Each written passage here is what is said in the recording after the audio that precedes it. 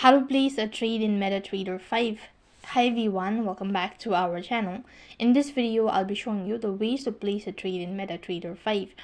For that case, you have to go ahead and log in. So placing a trade in Metatrader 5 involves a few steps. Here's a guide on how you can do it. The first thing is you need to go ahead and open up or log in into your Metatrader account. Once you're logged in, it's going to take you to the home page, and now you can just go ahead and locate the market watch window, which typically appears on the left side of the platform.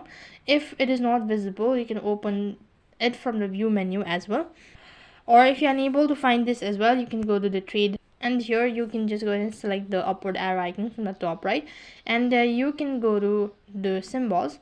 After that, it's going to take you to the other interface where you can select the trading pair.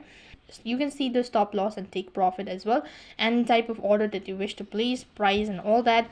Review and confirm your transaction, monitor your trade, and that's basically how you can place a trade in MetaTrader. That is all for this video. I hope the video was helpful. Make sure to like, share and subscribe to our channel. Thank you for watching. See you in the next video.